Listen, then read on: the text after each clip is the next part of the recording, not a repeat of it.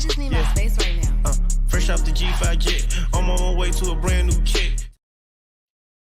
Welcome back, eSIM Studios podcast live stream episode number 106, 106th episode of this eSIM Studios podcast live stream, special live stream today. That's why I'm basically running a little extra late. Had a lot to do today. Got a new device and been playing around with that, updating the website. I encourage everybody to go check it out. So what I did was really cool. So I got this new device, right? And typically on my non-Pixel devices, look, Google Pixel is world renowned, right? For having the best cameras out of any smartphone, including iPhone. Best camera and best image processing. Once the image is snapped in those split seconds right after you take the photo, Google works its magic and creates a beautiful image. Well, not all manufacturers have the Google Magic Touch, Google Pixel Magic Touch. I'm activating all my devices. So there's a little known app with Android. Unlike iPhone, you can side load applications, right? So you can install an application that's not listed on the Play Store, on the App Store. So basically on my non-Pixel devices, I always install Gcam, right? So Gcam is the Google Pixel camera application that's pulled. Basically the file, each Android application ends in a APK file system, right? So what they do, what these developers have done, is they pull the Google Pixel camera app off of the Pixel. They'll extract the application, the file, and then they'll open it up, modify it, and then basically post it online as a Gcam, Google camera. And then I'll take this application, Gcam, and I'll sideload it and or install it on my non-Pixel devices. So what it basically does is you'll have your camera app like on my Nothing phone. I'll have the regular stock camera app that came with this phone, but I'll also have the Gcam app. So it's basically looks just like the Pixel camera application when you open it up.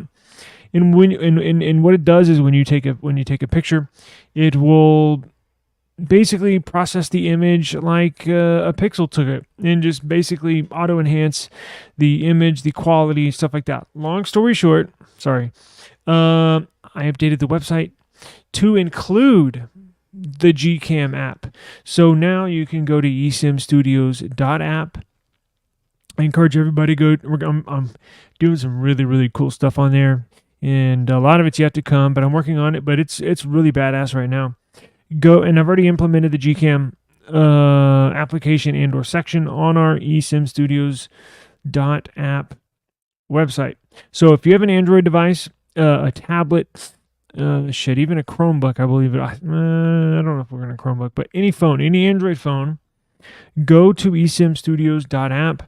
I'll go to it in just a second and show you. I have the download right there. You don't have to go anywhere else. That's the safe file that I scanned and tested it out right now.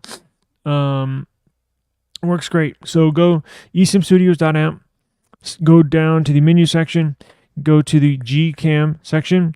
I have downloads, I have how to installs, I have frequently asked questions, all sorts of cool stuff, right?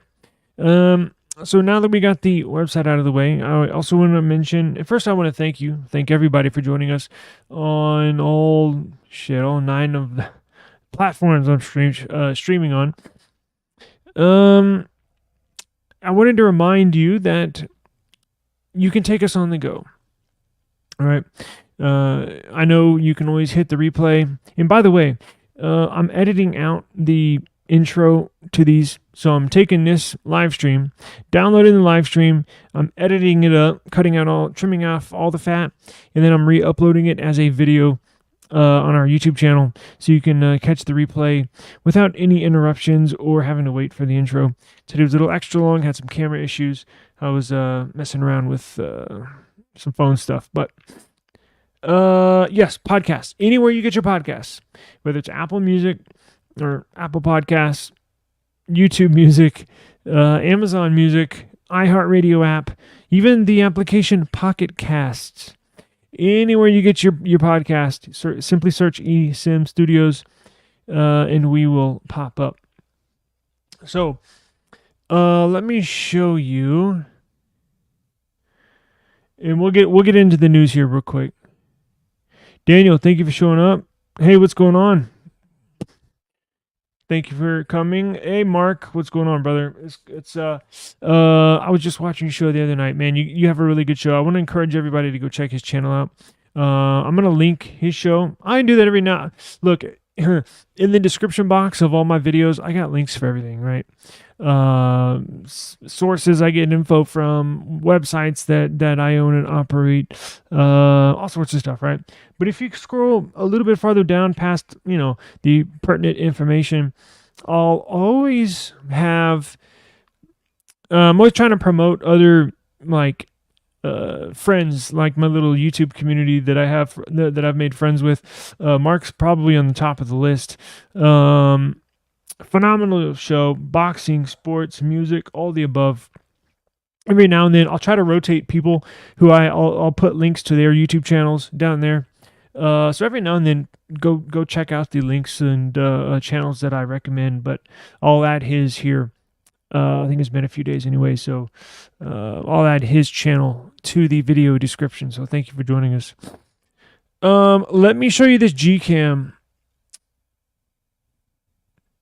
Let me do this.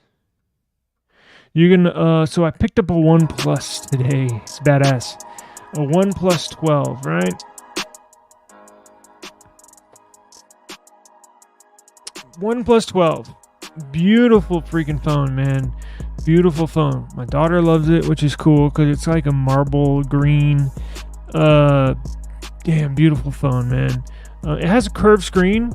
None of my devices have curved screens, so it's like moving back into the curved screen world. Interesting, right? So it's been probably a year, 18 months since I've had a curved screen device. Actually like it, right? I was like, man, I can't wait to go back to flat screens. And I've been using flat screens for a while, and then going back to this, it's actually nice. You know why? I kind of forgot the benefits of having a curved screen. It's easy to hold in your hand. Like, it fits perfectly. The flat screens look badass, right? They just look awesome. Plus, I like flat screens because you can put a tempered glass screen protector on there, no issues. With the curved screen, look, I know they make some screen protector. I'm not putting glass on a curved screen. But this fits in your hand perfectly. I'm going to do a review, first impressions type of deal probably tomorrow. I'm gonna make some videos here this evening in the morning, get some camera tests going, but I'm gonna reserve my I'll just put it this way: OnePlus is definitely back. I've been a huge OnePlus supporter, and what was it? The OnePlus 7 Pro was the last. No, take that back. I had the 8T. Okay, so the OnePlus 8T was the last I've had. 8 and 8T. Did not get the 9. I got the 10 Pro, but I only had it for... That design was nice, similar to this, but the software was just not... That's when they were making the transition into their new software. It just wasn't refined. Now, I think they've got everything nice, refined. Battery life is amazing. I got this first thing in the morning, 100% in the morning. Look, it's 6:11 Central Standard Time, and I have 91%, and I've been on this all day. Battery life looks like it's going to be badass. Now here's something interesting, right? Charger on the phone is Oh man, I know. I haven't had to use it yet, but I'm sure when I need to use it. That's the thing. OnePlus blows the doors off of all other manufacturers. Well, take that back. Realme probably in the same family or under the same Oppo umbrella as OnePlus, but OnePlus introduced fast charging to the game, right? I think I had the OnePlus One, but I think their Warp, what do they call it? Warp charging, and then change it. I think the OnePlus 6, I think, was the first phone where they really, really, really souped up the charging, and it blew my mind. Once you use a OnePlus, once you charge a OnePlus phone, you don't ever want to go back to charging anything else. Samsung, they seem like they take forever. Pixel seem like they take forever. Even the Nothing phones seem like they take forever compared to this thing. I actually wanted the black model, but I kind of like this green. Not bad. Now, here's the thing. I actually ordered on OnePlus's website a OnePlus 12R. So that's in a blue color. So I'm going to get the 12R here. What's today? Thursday? I think tomorrow or Saturday I'm going to get the OnePlus 12R. So I don't know if I'm going to return it. I don't know if I'm going to keep it. I don't know what I'm going to do. Shit, I might even do a giveaway for that. But at the moment, I just don't know. But we're going to shoot a bunch of videos, make some content out of it. I need to step my game up when it comes to the pre-recorded, uploaded content. I've been busy with other stuff, and these live streams have kind of been keeping the channel afloat. Actually, all the numbers are up. I was just going over my analytics. Everything looks great. So let's see. Thanks to you guys. But let me show you about this Gcam.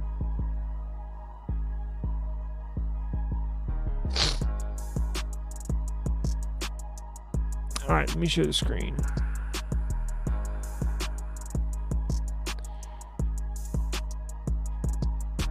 Daniel, yours is green. Didn't you say yours was green? And I want to thank you again. You helped me kind of behind the scenes make my decision, because I didn't know if I was going to get the OnePlus 12R or the regular OnePlus 12. I ended up getting both, but I think I'm going to return. I don't know yet, but I'm going to be happy with this 12. It feels great, looks great, and badass, right? So here's the... Oh, yours is the black. Damn. Yeah, that's what I wanted. Did you hear they're coming out with a new color today? Today they announced just when, right? Because I had black phones and I switched to all white a couple years ago, or non-black phones, right? Because I've had black phones for 6-7 years. Nothing. Just give me the black model, because they look sleek and real nice. And I like the green, don't get me wrong, but the black one looks like Darth Vader type of shit. But it's all good, no worries. They are coming out with a new color, and I will present that here in just a second. But if you have an Android phone and you want to give Gcam a try, the application, simply go to eSIMstudios.app right here, click on the menu, and I'm going to implement my live streams too on this application, so you don't have to open up YouTube. If you don't want, I'm probably not going to get a lot of viewers, but it's all good.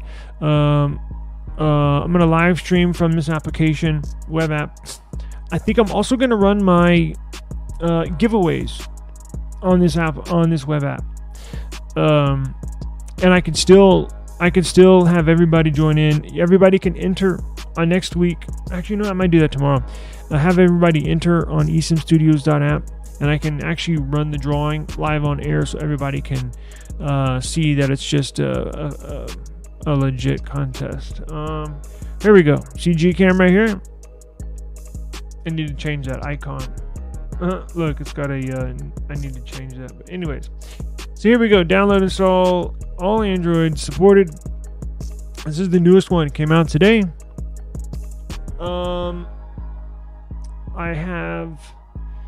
Basically what it is, if you're not familiar with it, right? The update, I got the change log. I have screenshots of what it looks like when you open it up and use it. Again, looks just like a Pixel.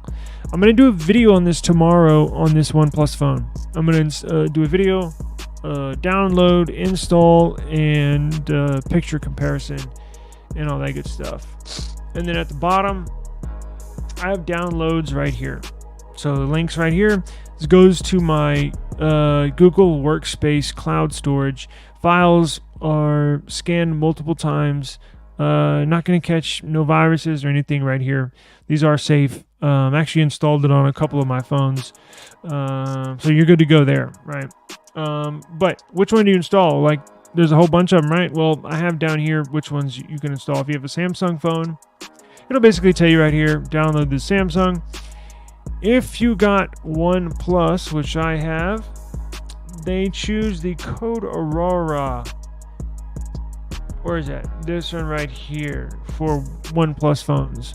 It's just optimized. The codec, or the way that the kernels, or the way that the file system is built in these applications.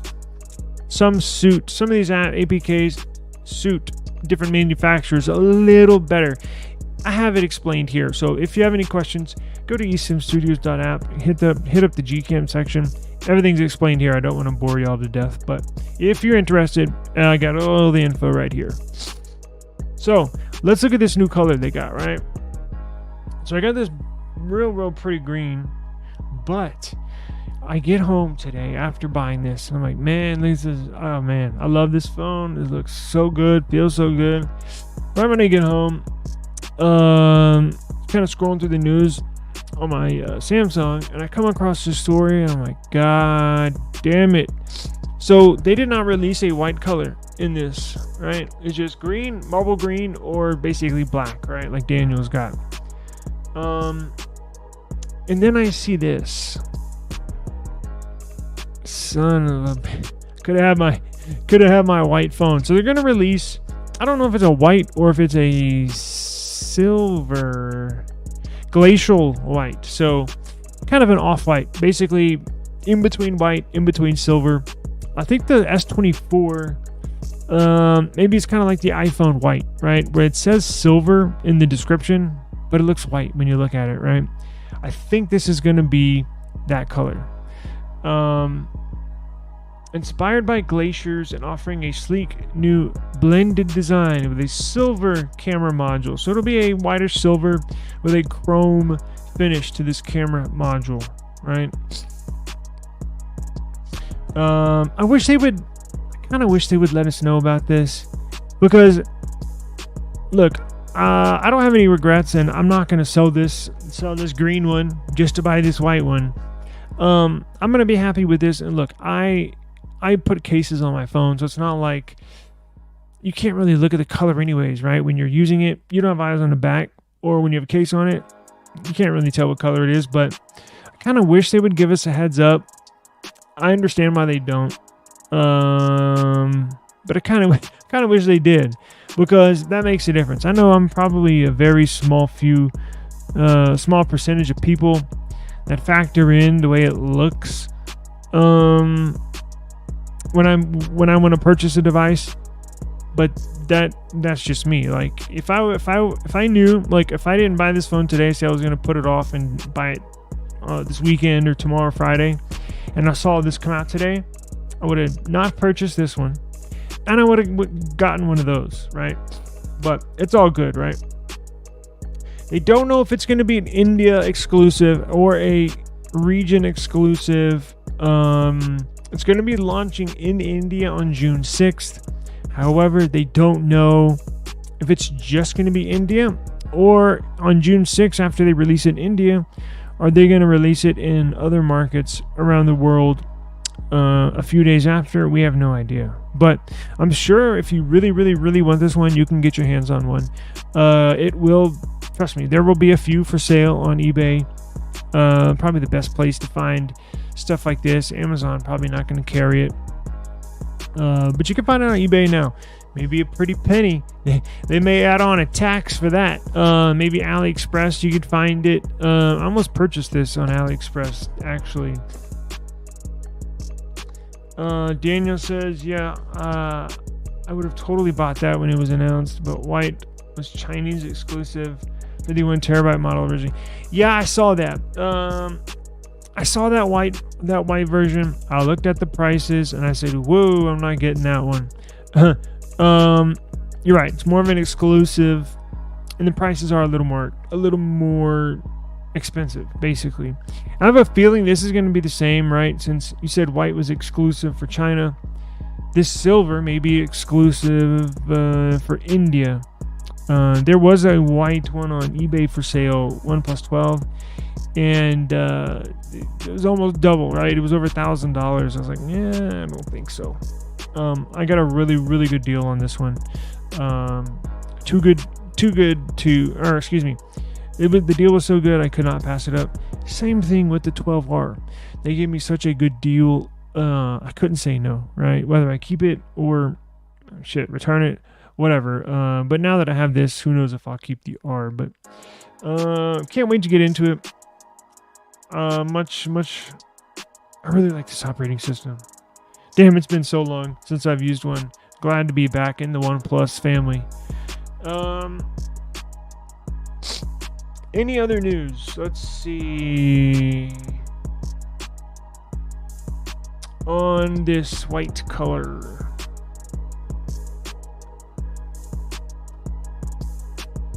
No. So we'll keep an eye out for it. Look, if I come across any more news, any more markets, I will definitely let you know. Actually, that's a good deal too. I got mine at Best Buy. It was a really good deal, actually, very good deal. So you can find good deals. You just gotta keep your eye open for them. Let me see here. So, if you have a Nothing phone, we got Nothing news. I don't know if actually I had a couple updates for this OnePlus phone. I want to know if they're going to enroll this device in the beta program. I haven't heard anything. I actually haven't even looked, haven't searched, haven't looked into it. But Nothing has their devices you can enroll in the beta program. And I actually have the Nothing Phone 2 enrolled in beta. And what do you know? Today, we got an update. Android 15 Beta 1 is now available for the Nothing Phone 2. It says you should only update to the beta if you're a developer or advanced user. I wouldn't go that far. It's very usable, right? There's only typically the beta versions today are pretty good as far as, in the past, you would definitely got to do your homework before you install a beta software on your phone. Back in the day, a lot of times your Wi-Fi hotspot wouldn't work, your NFC wouldn't work, random stuff, right? But now, they're pretty much good to go, right? So the Nothing Phone 2, Android 15 Beta 1, now available. Now, I have not installed it on here. Like I said, I've been so busy. But I am going to make a video. Actually, you know what? I'm going to go ahead and download it right now. But no word on the 2A. There has been no word on the beta program for this device. And it's ironic because this was sold to me on the developer program, yet there's no developer software or beta for this device, which is kind of, like I said, ironic, but it is what it is.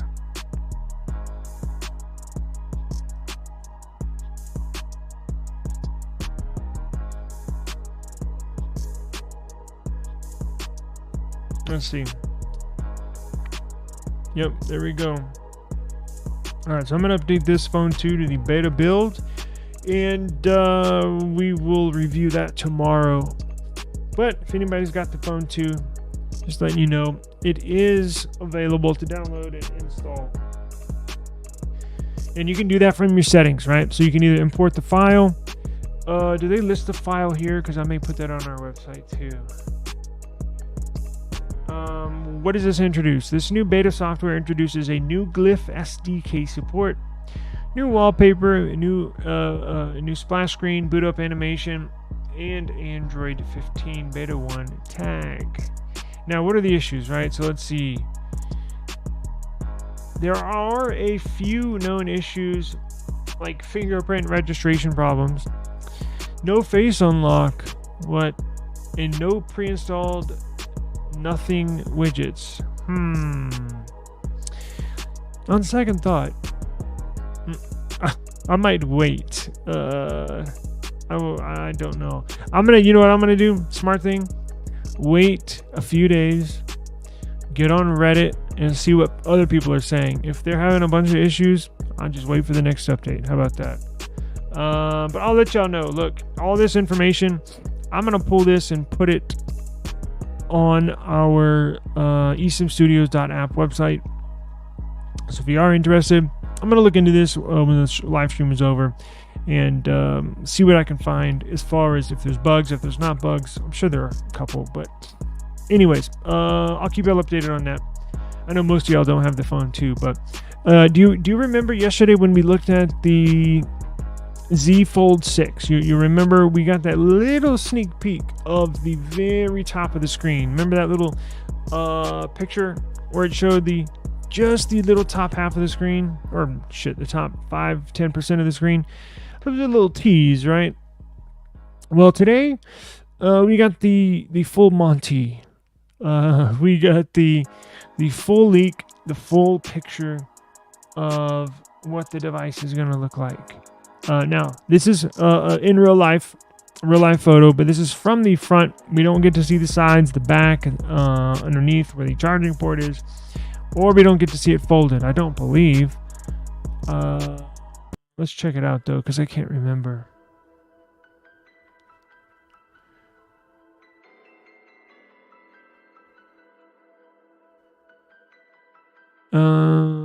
Here we go.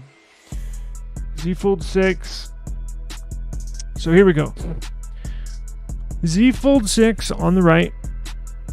Z Fold 5 on the left.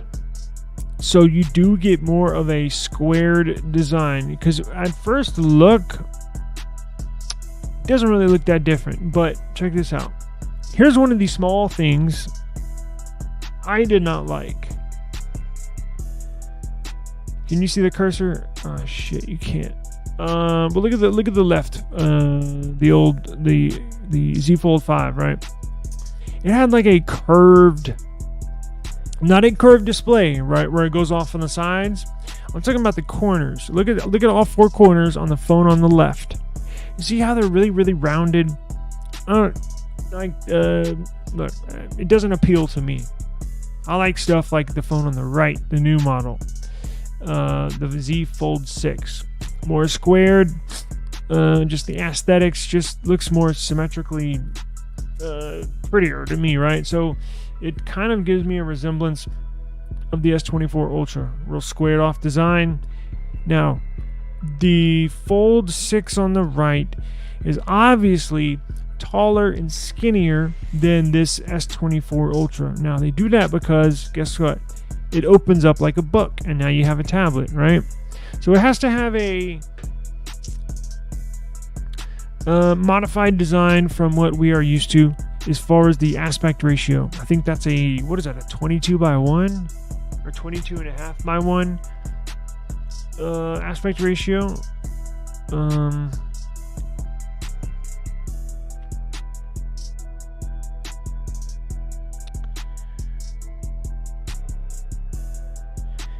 Does not say. Ice Universe, let's go check out what he's got. Can y'all see that?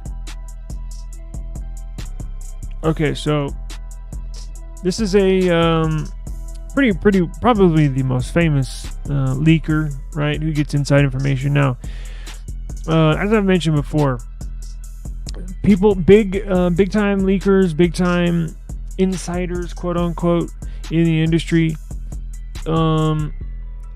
The companies like Samsung, companies like Apple, actually leak information to him, or people inside the marketing department will get this out, right? They want to create buzz, just like we're talking about here right now. They want to generate buzz. They want to get us talking about this new upcoming device. They want us to know all of the improvements, right, that they've done compared to last year's model. Look to be pretty good this year. I'm dying. I can't believe every day I'm dying to get to this Apple roadmap. There's a ton of really cool information. I just don't have time today. I'm gonna try to get to it tomorrow. We have a giveaway. Oh yes, I'm gonna ship out winners from last week. I'm gonna ship out your stuff. I promise. I think I already got. Anyways, I'll get to everybody that won something last week on the back end of this live stream. But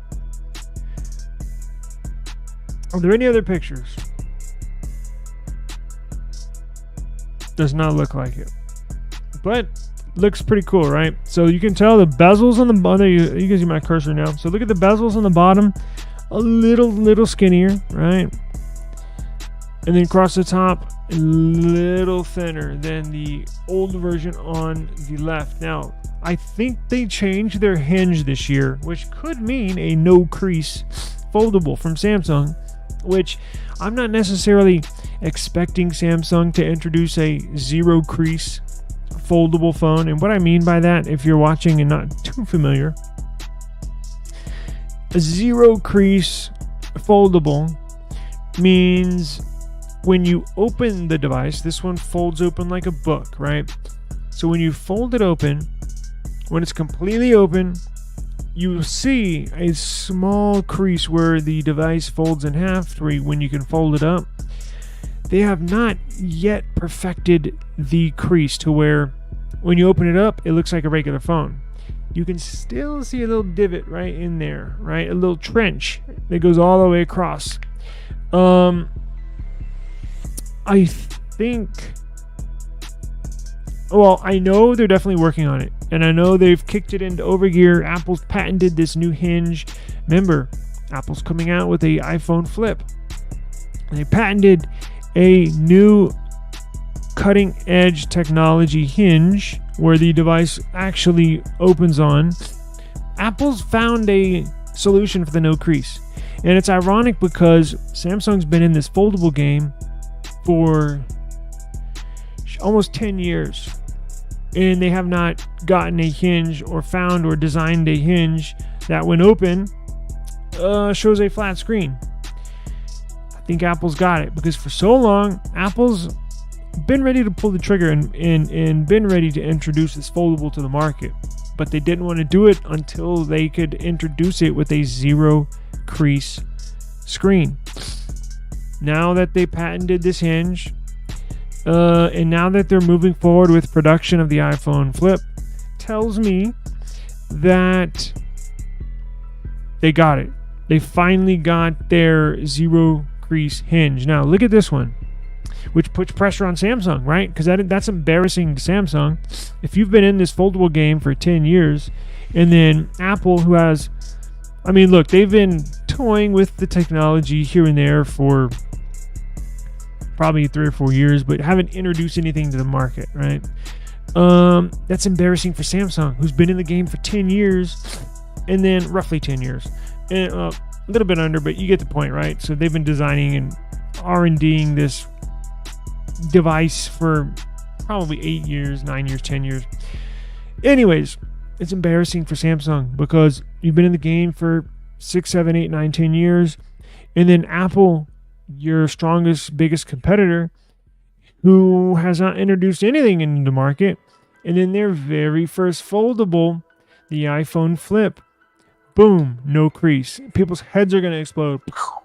Like, it's going to be, you don't think it makes that big of a difference, and look, to me, it doesn't, right? Like, some people can't use a foldable because it drives them crazy. When you open it up, all I look at is that crease, is that divot in there.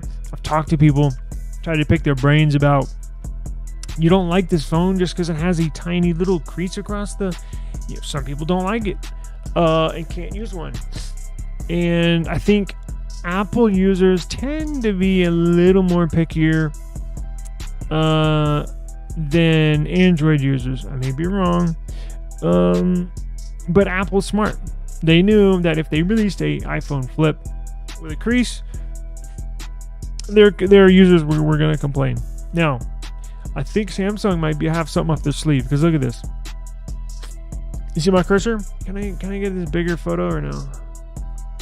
Okay, it may be hard to tell, but look at this. So this is the old version, the 5 on the left. This is the new version, 6 on the right. Now look at the hinge. I have not gotten any word that they're changing a hinge, but from the naked eye looking at these two devices, it's apparent they're changing the hinge. Look at this one on the left. And again, maybe hard to tell from where you're sitting at. It's a hinge, or it's hard to tell. You're looking at it from the side, but look at this one on the right. Looks smaller, has a smaller profile, thinner profile, does not stick out as much. You can see the hinge part right here, the flap on the very edge. Again, I know it's hard to tell, but this one on the right looks much, much smaller.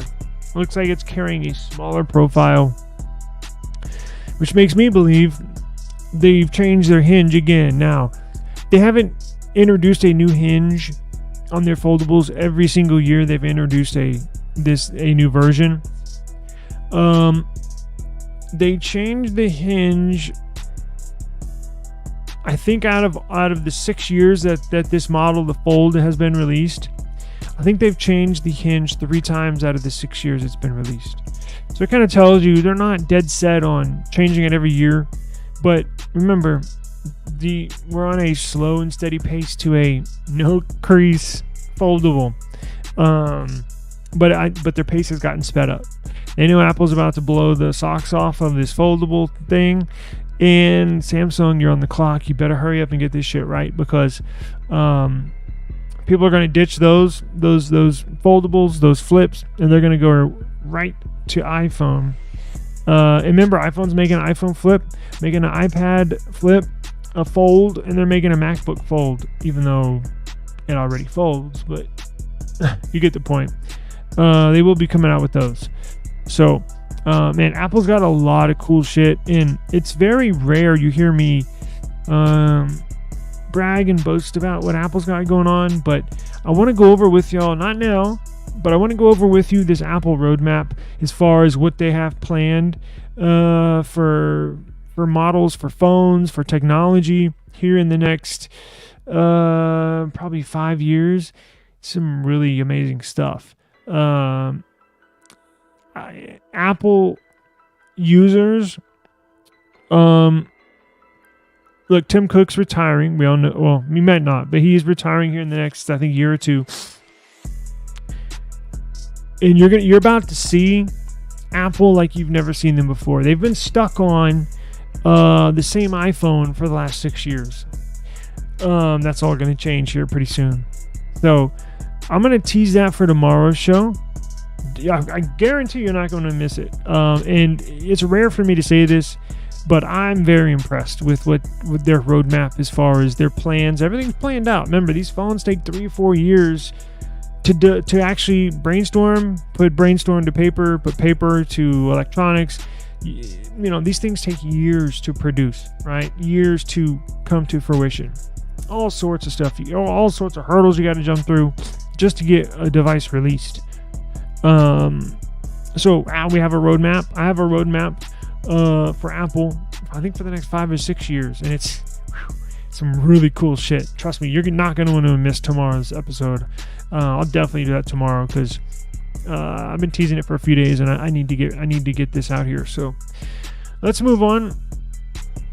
Google announces 8 new features rolling out to an Android phone near you. No matter what phone you have, typically Pixels get a lot of the cool feature drop stuff usually first, right? But this will come to all Android phones at some point, right?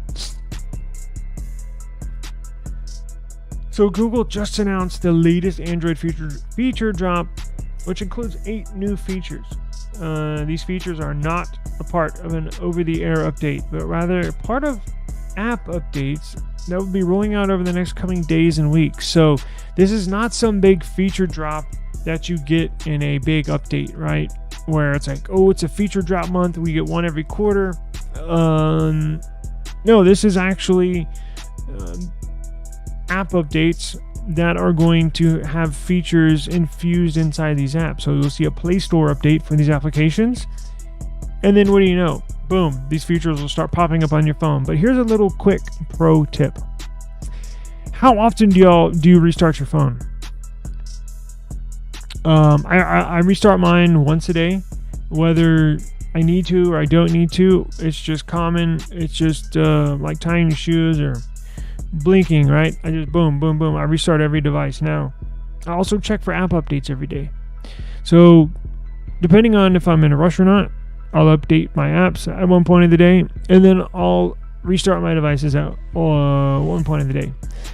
A lot of times, some of these features they're introducing on applications you see here, sometimes, not saying all the time, sometimes, let's say they're introducing a cool new feature on Gmail. So you're like, oh, cool, I can't wait. You install the app, and then you don't see the feature when you open it up after updating the app. Sometimes after updating all your apps, you got to restart the phone. Restarting the phone will activate that app all over again and activate those new features. So if you're in the future, if you see these Google apps and you're wondering, oh, I just updated it, where's the feature? Restart your phone.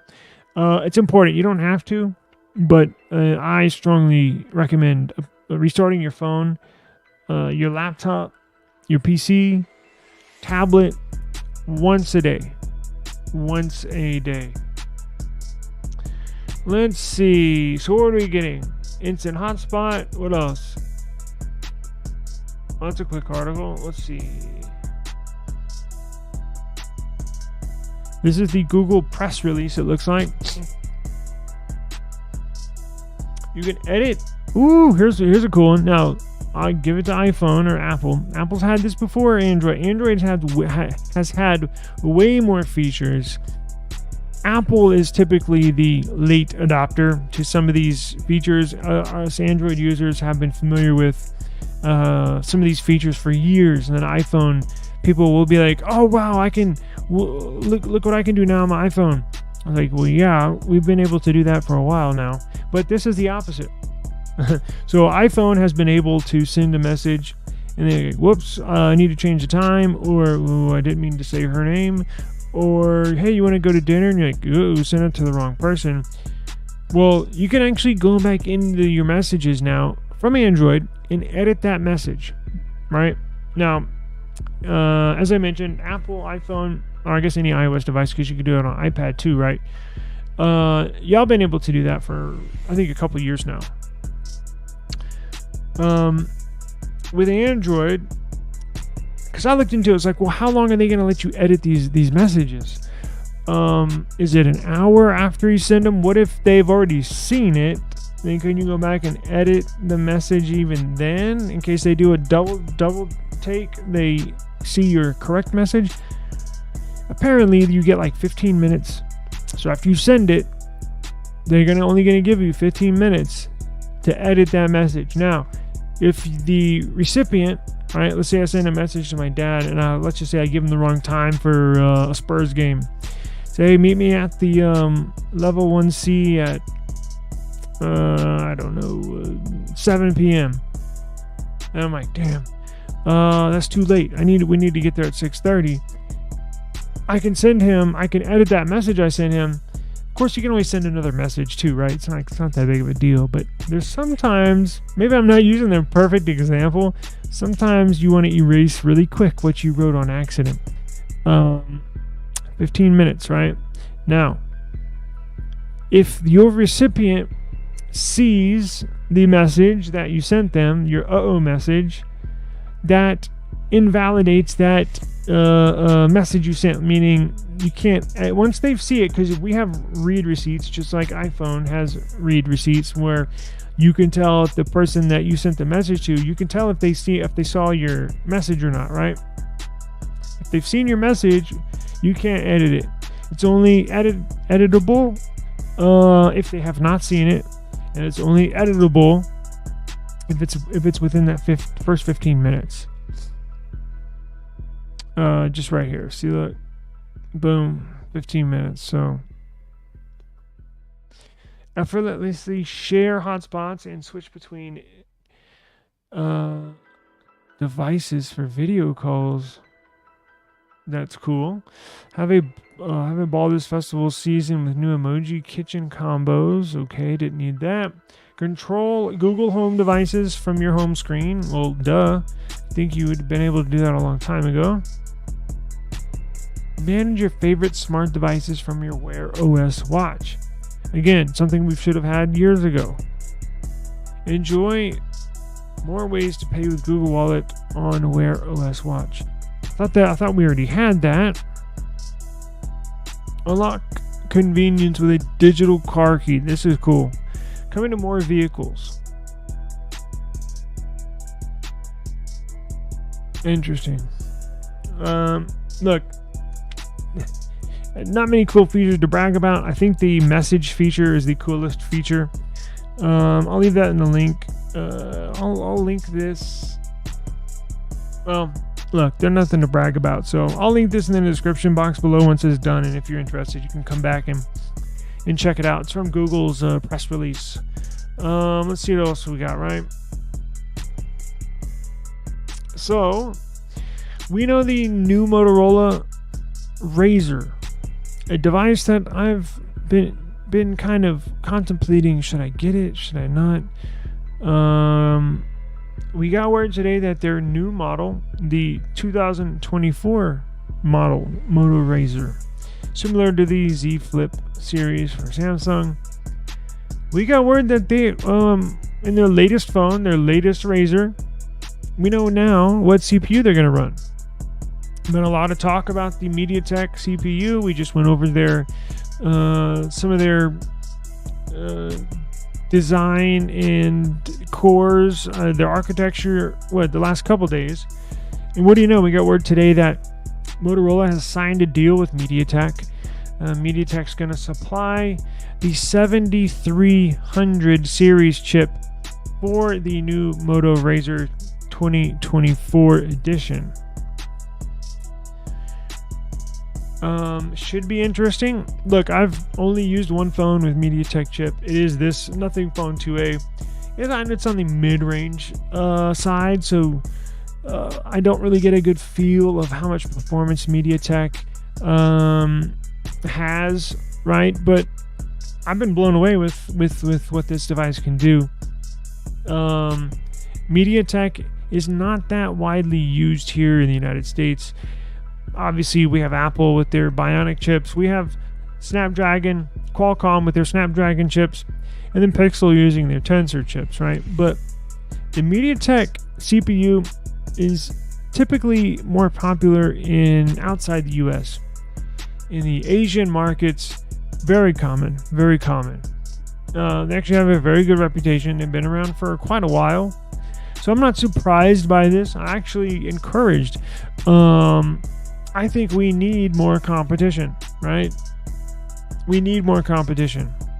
Not only in the phone world, but for CPUs as well, right? Competition makes everybody better. It just does. But I'm excited to see what this device can do. All the stats, all the pre-release stuff, all this leaked information, from what it says on paper, it looks pretty darn good. Both chips feature 4 ARM Cortex A78 cores, clocking out at 2.5 gigahertz. It will carry the brand Dimensity 7300X. This chip is designed with AI in mind, with gaming in mind, photography in mind, while this 7300 series CPU focuses on the flip style and foldables market for Motorola. Very cool.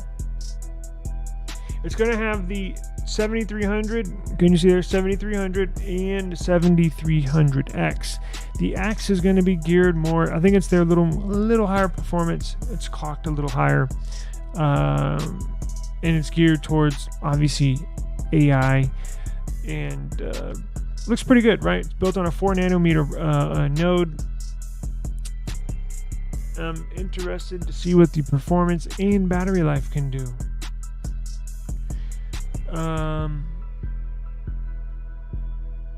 Wow. Yep. So very good. I was looking to see if there's any more information. Premium grade. Oh, hold a second. Photography is a headliner for the Dimensity 7300. I'm glad I paused for a second to read this. Here's something to note before we get out of here. This new MediaTek chip, this Dimensity 7300, has a premium grade. It has a something called a Imagic. So it's kind of like putting 3 words into one. Imagine, Magic, and IQ. A Magic 950, right? So it's a premium grade 12-bit HDR ISP, which supports up to 200 megapixel primary cameras. New engines for the CPU should help in noise reduction in all the photographs you take, and should definitely help out with HDR. Also, 4K video recording capabilities gives you an increased 50% more wider dynamic range for higher quality detail. Pretty good. I'm gonna check this one out for sure. I think I do see a Moto somewhere in the future, probably a Flip, because I've tried a couple other mid-range phones last year, regular phones, and just not feeling it, right? But I will give their Flip a chance. I think this year's the year. So let's see, any other news? I think I got this one little interesting side note for it while we get out the door. Look, TSMC, who manufactures CPUs, they are on par to release 2 nanometer CPUs. And just to put that on scale, that is insanely small. Remember, they're making the CPU. So this little, now look at this. This chip that this dude has here on his finger, that's a generic picture. That's not the real thing. That picture's been out for like 4 years. That's probably a 12 nanometer. Does it say? I've seen that picture for years. That's probably a 12 nanometer node, meaning like the foundation the chip sits on, the CPU sits on. Right? Let's say 12 nanometer. Pretty freaking small. Typically, the smaller they are, every year as we progress, these nodes, the foundation that these chips, that these CPUs are built on, get smaller and smaller and smaller and smaller every single year. And I knew we were going to reach this point, right? Probably 5, 6, 7 years ago, when we were at like 14 nanometers down to 12 nanometers, I was like, damn, at some point we're going to get down to like 1 nanometer. And then what are they going to do? You know, like, well, you're going to be stuck on 1 nanometer because you can't go down to 0. I mean, that would be no CPU. But it looks like we're getting close to that point, right? So just to give you, put it in perspective, that's what you see on his finger again. Probably a 12 nanometer node or foundation, right? So look at this report. Samsung is TSMC is launching, who makes Apple's chips, who will make Google's CPUs. They are releasing 2 nanometer CPUs this year, right? Well, later this year. 2025 launch, right? But look at the next line. Samsung working on a 1 nanometer CPU by 2026. Remember, 0 means none. Just remember. I don't know what they're gonna do in 2 or 3 more years. They're gonna do a 0.5 nanometer. I mean, again, at some point, you just can't go any smaller. I mean, I don't know. It probably could, but it's still small. It's amazing what these what these companies are doing. But anyways, I'm probably the only one that saw that story and was entertained by it. But I appreciate everybody for joining us.